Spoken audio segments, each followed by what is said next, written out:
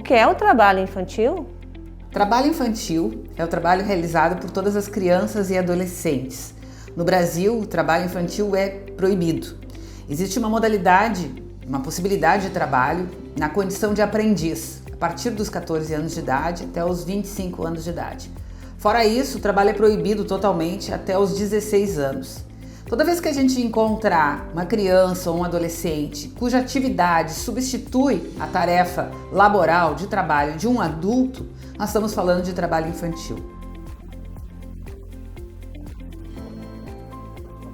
Nas atividades vinculadas ao tabaco, só é possível trabalhar a partir dos 18 anos de idade. O beneficiamento do tabaco, ou plantio de tabaco, todas as atividades ligadas ao processo produtivo do tabaco, elas são consideradas piores formas de trabalho infantil e, portanto, reguladas no Brasil a partir do conceito de piores formas de trabalho infantil, portanto, proibidas entre 16 e 18 anos de idade. Isso atende à Convenção Internacional que o Brasil é signatário junto à OIT, Organização Internacional do Trabalho.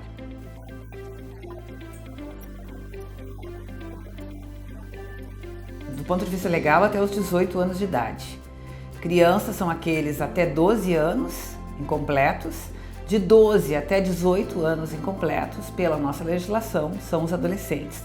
Na sociedade, na vida cotidiana, em cada família, dependendo do contexto, a condição de adolescente, a condição de criança, pode ter outra faixa etária, mas do ponto de vista legal, é essa a definição que nós temos. De quem é a responsabilidade da proteção da criança e do adolescente? Conforme a Constituição Federal, o Brasil adotou a doutrina da proteção integral de crianças e adolescentes. No artigo 227 da Constituição está previsto que é dever da família, da sociedade e do Estado garantir com absoluta prioridade os direitos das crianças e adolescentes. Então a responsabilidade sobre isso é nossa, dos adultos. Os adultos da família, os adultos da comunidade e os adultos que representam o Estado brasileiro, seja eles poder legislativo, executivo ou judiciário. Os adolescentes podem fazer muitas coisas. Primeiro que a partir dos 16 anos podem trabalhar em atividades não consideradas as piores formas. A partir dos 14 podem trabalhar na condição de aprendizes. Aprender nessa idade é o essencial. Adolescente ainda está em processo de desenvolvimento e precisa aprender em atividades que depois vai desenvolver enquanto adulto. Além de aprender a trabalhar em atividades educativas, profissionalizantes, é muito importante que o adolescente esteja na escola. É uma das formas que a gente encontra em que o Brasil pode crescer, elevando o seu nível de escolarização em sentido geral dessa população. Então a prioridade absoluta é a escola. Todo esse investimento no crescimento pessoal das crianças e dos adolescentes é muito importante para que a gente chegue na vida adulta depois com adultos e com mais habilidades, mais condições de exercício de atividades profissionais. A gente sabe, quando estuda esse tema, que quanto menos habilidades são desenvolvidas na faixa etária de crianças e adolescentes, mais precário será o trabalho adulto que o sujeito vai alcançar. A possibilidade de um trabalho de qualidade, considerado digno pela Organização Mundial do Trabalho, é um trabalho em que houve preparação para ele. Portanto, essa preparação ela tem uma etapa, e essa etapa precisa acontecer durante o período de escolarização e de profissionalização. É nisso que nós precisamos investir no caso dos adolescentes. Além de atividades lúdicas, que eles têm direito também, como tem direito ao lazer, ao esporte, à cultura.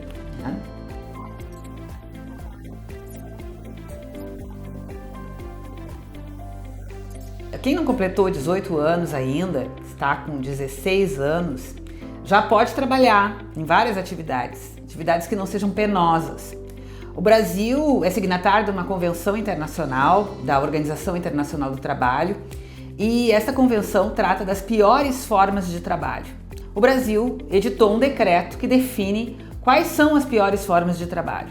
Várias atividades na agricultura são consideradas piores formas, porque seriam mais agressivas no que se refere ao desenvolvimento dos adolescentes. Essas atividades, então, estão proibidas entre os 16 e os 18 anos de idade.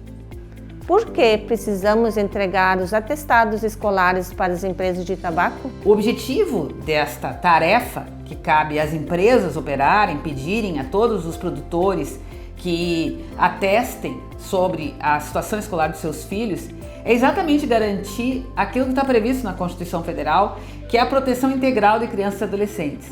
Não só os pais são responsáveis, mas também as empresas que contratam os pais produtores. Porque a elas cabe a responsabilidade de fiscalização, de orientação e de acompanhamento das situações quando houverem dificuldades. Os produtores que contratam junto às empresas de tabaco devem ter os seus filhos na escola. E mais do que ter os filhos na escola, devem acompanhar o desenvolvimento escolar. É tarefa dos produtores e, por consequência, é da empresa também. Um dos mitos que a gente convive e que ajudam a sustentação de uma cultura ainda de trabalho infantil no meio rural é a ideia de que só se aprende a trabalhar trabalhando, que o cultivo da terra desde cedo é a forma de desenvolver o vínculo com a terra. Isso não é exatamente assim que acontece. A gente sabe que nas camadas mais altas da sociedade há um maior investimento em educação. E aqueles que são os comandantes das grandes empresas ou que são os grandes negociadores, possuidores de negócios no meio rural também, não são pessoas que trabalharam desde cedo. As pessoas precisam se preparar para exercer atividades de liderança, atividades de gestão, precisam ter conhecimentos, inclusive para ficar na terra. Hoje, o que se espera de um produtor rural de qualidade não é um produtor que apenas saiba lidar com as atividades braçais da terra. É preciso valorizar muito a atividade braçal da terra, mas é também preciso acrescentar, acrescer valor a essa atividade, com aprendizado de novas tecnologias, com aprendizado de novas formas de comunicação, de novas formas de plantio, de outras estratégias para lidar com o campo. Esse aprendizado não se aprende apenas trabalhando. É preciso conhecimento, é preciso investimento na escola. Então, para que os jovens fiquem na terra, inclusive, eles precisam ficar na terra com outro sentido. Um sentido de agregar conhecimento àquilo que os pais já fazem. Agregar conhecimento àquilo que as gerações anteriores fazem. Este conhecimento vai ser agregado a partir de mais tempo de escolarização. Precisa também que os pais sirvam de exemplo. Se sabe que uma geração aprende com a geração anterior, muito mais pela sua forma de lidar com o trabalho, com o seu exemplo de vida, o valor que os pais dão ao trabalho, a responsabilidade dos pais em relação ao trabalho, a cobrança de responsabilidade sobre os adolescentes em relação à faixa etária que se encontram, por exemplo, com as atividades escolares, por exemplo, com os compromissos que eles assumem. Hoje, para o mundo do trabalho, não é necessário apenas o aprendizado de uma atividade, seja ela na agricultura ou em outra área da economia. É preciso responsabilidade, postura ética, postura de compromisso com aquilo que se faz. Isso tudo se aprende na convivência com os adultos que trabalham, em especial com os referenciais dessas crianças e adolescentes, no caso os pais ou quem exerce essa função. Então, o exemplo dos pais é muito importante para o aprendizado do vínculo com a terra, para o aprendizado da responsabilidade com a produção rural, responsabilidade com a gestão da sua propriedade.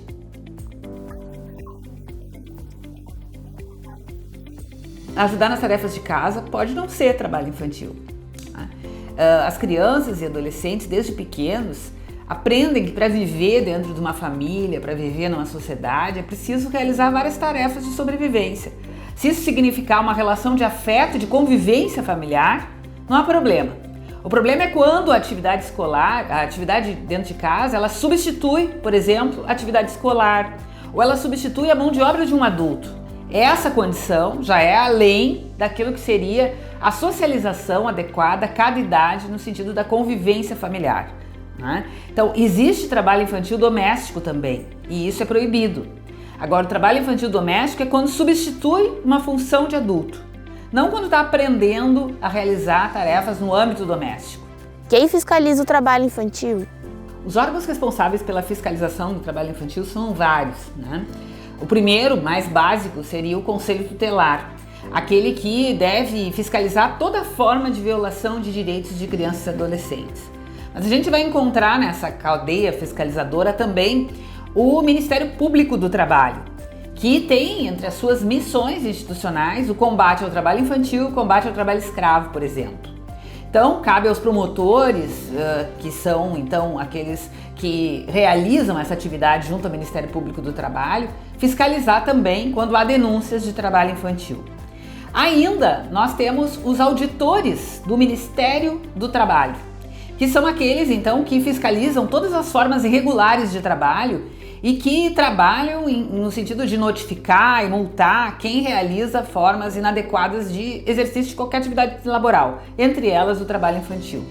Poderíamos ainda acrescentar os promotores de justiça, que são aqueles dos órgãos do Ministério Público Estadual, que têm função de fiscalização geral dos direitos das crianças e adolescentes, e ainda o Conselho Municipal dos Direitos da Criança e do Adolescente de cada município, que tem a função de elaborar políticas públicas para aquele município, para temáticas que têm dados de violação de direitos. Para isso, os conselheiros de direitos também devem saber o que existe no seu município com relação à problemática de trabalho infantil. Então, em síntese, é um conjunto de instituições que tem função, cada uma com a sua parte, de proteção das crianças e adolescentes e de fiscalização para que não haja trabalho infantil.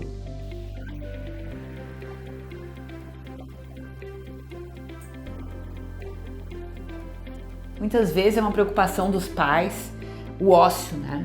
O ócio dos filhos. O que vai fazer meu filho se não estiver trabalhando? Ele vai ficar sem fazer nada e isso vai ocupar a mente dele com atividades ilícitas ou com drogas. De fato é legítima essa preocupação. Os pais, todos nós somos pais, nos preocupamos com a vida dos nossos filhos.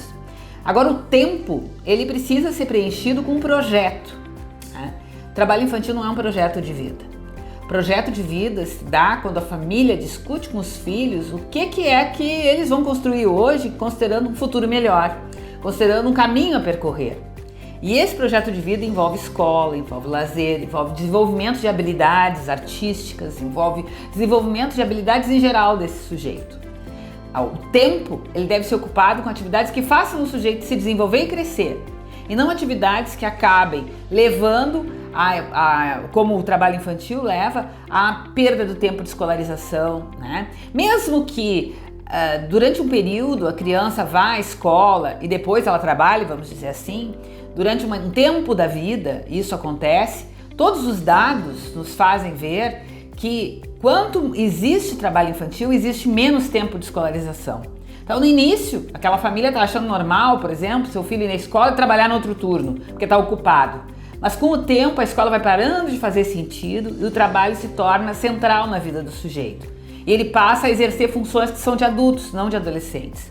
Então a gente já sabe, por todos os dados do Unicef, da OIT, mesmo desenvolvidos pelo governo brasileiro, que o trabalho infantil ele reduz o tempo de escola. Ele reduz o tempo da infância e leva a que se antecipe uma fase adulta. E, portanto, se chega à fase adulta com condições físicas mais inadequadas, com condições de exercício de um trabalho como adulto, em condição de menor dignidade. Se antes dos 18 anos não se pode trabalhar, como tem crianças e adolescentes trabalhando em novelas? Isso pode? Existe uma coisa em direito que é quando a gente tem dois direitos, assim, e que o juiz tem que ponderar e ver qual é a melhor medida para atender esses direitos. Todas essas formas de que a gente vê crianças e adolescentes em novela passaram por uma autorização judicial. E o juiz teve que avaliar a situação de trabalho daquela criança, a condição de escola, a oportunidade que aquela criança tinha de se desenvolver como pessoa para o mundo adulto e teve que autorizar, no caso concreto, aquela contratação, sob várias condições.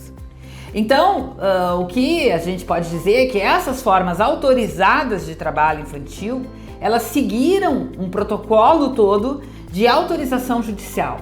E não é qualquer trabalho infantil que é autorizado, é um trabalho infantil sobre várias condições. Isso, em princípio, não estaria prejudicando aquela criança. Se estiver prejudicando, deve ser suspenso. Na escola, você pode aprender. A escola é o lugar da gente aprender. Por mais que às vezes a gente veja que a escola tá chata, que a professora é enjoada, né? Há coisas ali pelas quais a gente tem que passar. E a escola precisa também fazer sentido. né? É função nossa, de todos, questionar a escola que não está fazendo sentido. É função das crianças, dos adolescentes, avaliar, apontar problemas. É função dos pais acompanhar o que está acontecendo dentro da escola, para que a escola seja legal, para que ela seja um espaço de aprendizado, de vivência, de acúmulo de energias e de potencialidades desse sujeito.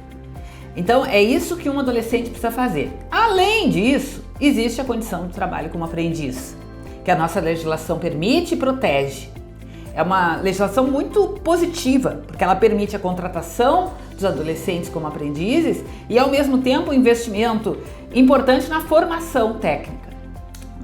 Então, um adolescente que não pode trabalhar na lavoura, não pode, mas pode se preparar para quando tiver que gerir a sua propriedade, para quando tiver que exercer a sua mão de obra de forma qualificada enquanto adulto, faça da melhor forma possível.